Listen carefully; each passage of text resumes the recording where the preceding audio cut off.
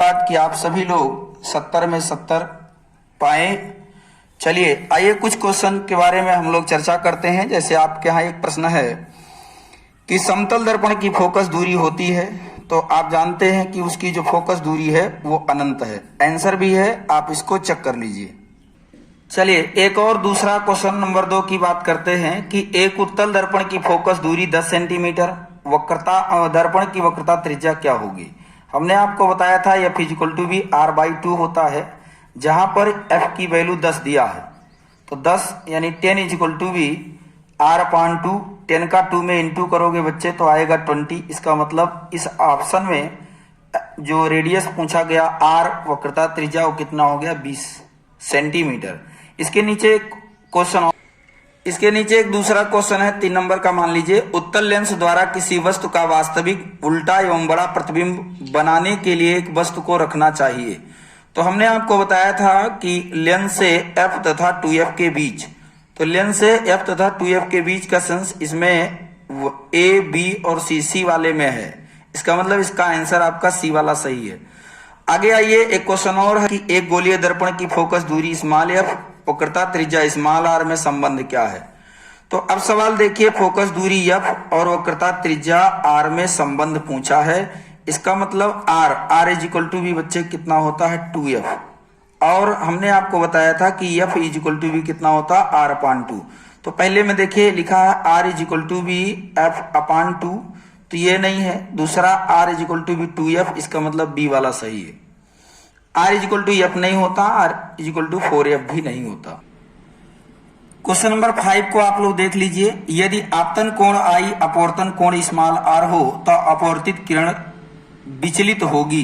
तो विचलित में हमने बताया था कि I माइनस कितना होता r। इसका मतलब पहला वाला ऑप्शन I माइनस r होगा। चलिए एक और क्वेश्चन है कि किसी गोलीय दर्पण तथा किसी पतले गोलीय लेंस दोनों की फोकस दूरियां -15 सेंटीमीटर हैं। दर्पण तथा लेंस संभवता है। तो इसमें बच्चे हम जानते हैं कि इसमें दोनों में अवतल ही होगा, यानी दोनों अवतल, पहला वाला ऑप्शन आपका सही है।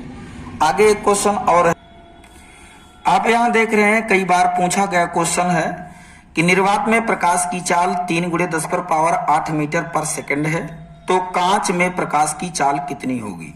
जबकि यहाँ आपके यहाँ कांच का अपवर्तनांक 1.5 दिया है, तो इसको क्या करेंगे बच्चे, जो इसकी चाल है प्रकाश की C/B कर लेंगे। इसका मतलब 3 × 10⁸ मीटर पर सेकंड दिया है और अपान 1.5 से डिवाइड करेंगे।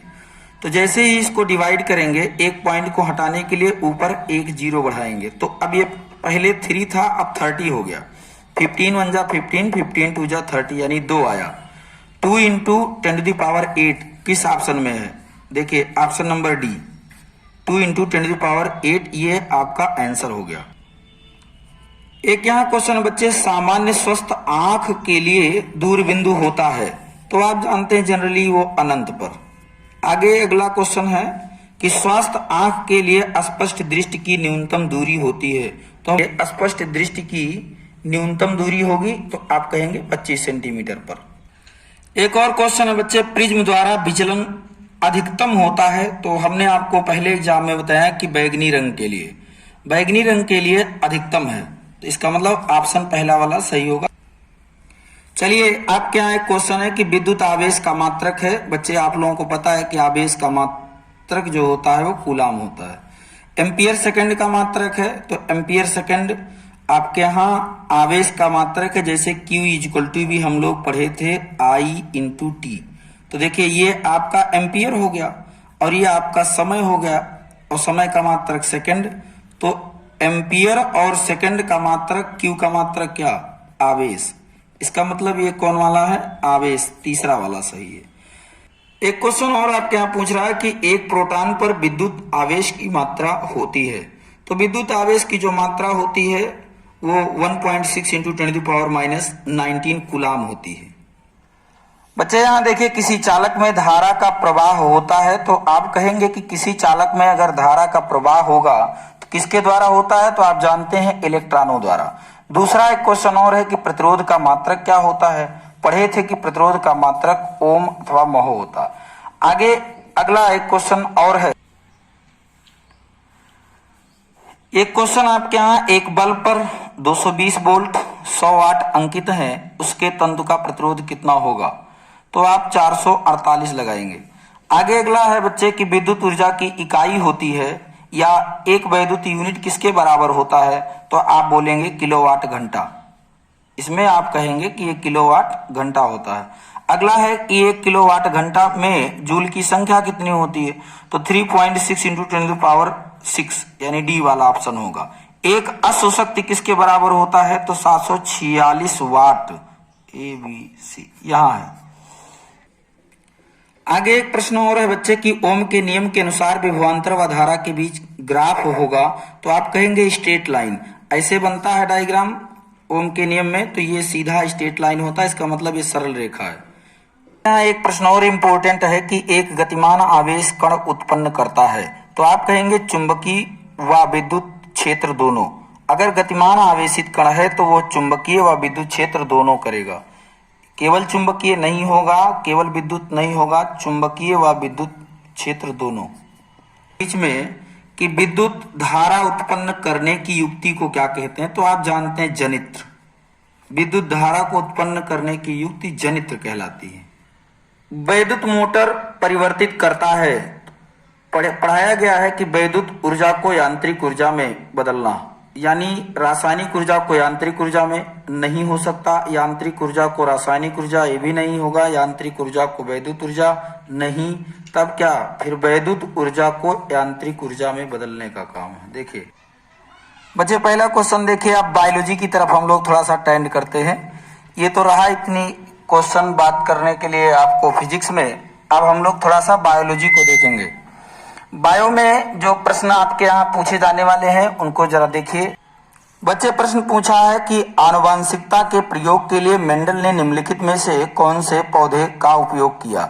हर बच्चा जानता है कि मेंडल ने पहला एक्सपेरिमेंट मटर पर किया था। उद्यान मटर में आप प्रभावी लक्षण कौन सा था? तो आप कहेंगे इसमें झुर्रीदार बीज होते हैं।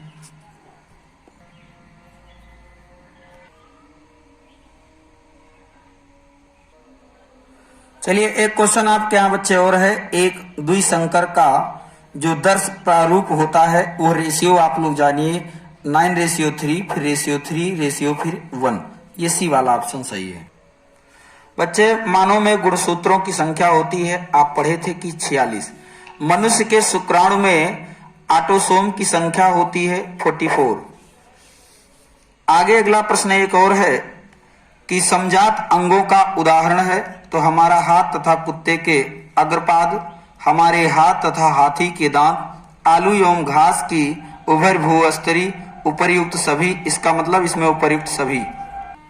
आगे बच्चे अगला एक प्रश्न और है कि विकास के दृष्टिकोण से मानव से सबसे निकटवर्ती है, तो आप कहेंगे चिंपैंजी। और ये क्वेश्चन इंपॉर्टेंट है, आने वाला है 19, 21, 23। एक क्वेश्चन और है बच्चे कि निम्नलिखित में कौन सा जीन प्रारूप शुद्ध गोल बीजों को प्रकट करता है? तो आप कहेंगे RR। मेंडल के अनुसार मटर के बावने पौधे का जीन प्रारूप जो था वो स्मॉल tt।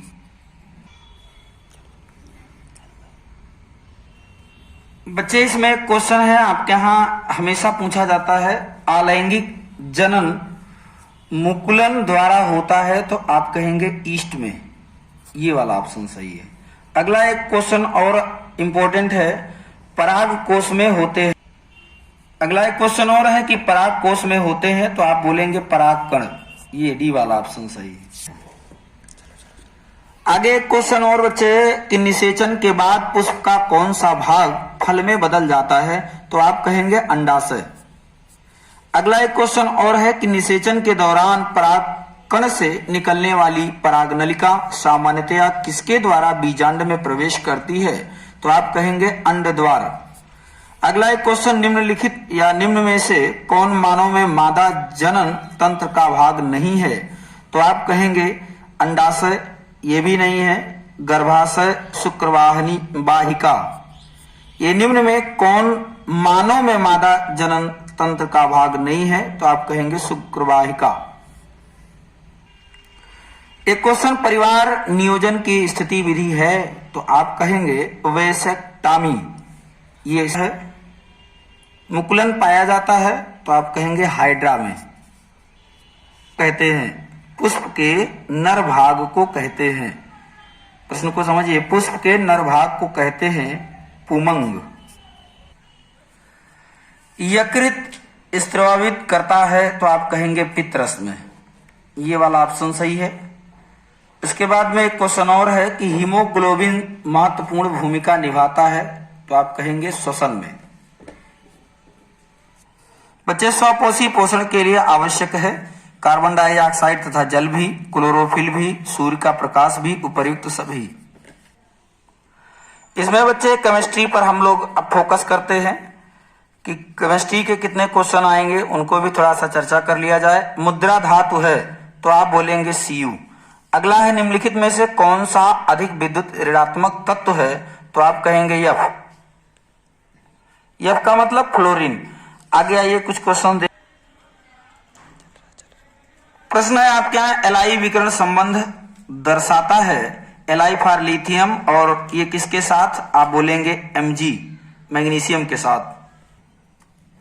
आइए कुछ क्वेश्चंस और चेक कर लेते हैं हम लोग। पहले एस्टिक अम्ल में कितने अम्लीय H परमाणु हैं तो आप कहेंगे 1। दूसरा प्रोपेनाल है तो प्रोपेनाल का जो फार्मूला है C3H7OH, ये डी वाला ऑप्शन सही है। इसके बाद आइए कुछ क्वेश्चंस और देख लेते हैं। एक क्वेश्चन ये है, वेरी इंपॉर्टेंट है, एसीटोन का IUPAC नेम क्या है तो आप बोलेंगे propane. Meth eth prop, single bond ane, propane. और इसमें CO दिया है O के लिए ON हो गया। आगे देखिए इस तरीके से C3COC3CH3, इसका IUPAC नेम आपका बच्चे प्रोपेनोन हो गया। अगला क्वेश्चन है एसिटाल्डिहाइड का IUPAC नेम क्या होता है तो आप बोलेंगे एथेनल, ये आपका बी ऑप्शन सही है। IUPAC नेम तो एस्टिक अम्ल का जो IUPAC नेम है एथेनोइक अम्ल है। अगला है से किस यौगिक में कीटोन समूह उपस्थित है तो कीटोन समूह आप देख रहे हैं कि डी वाले ऑप्शन यानी CH3, और CH3 इस पर कीटोन ग्रुप।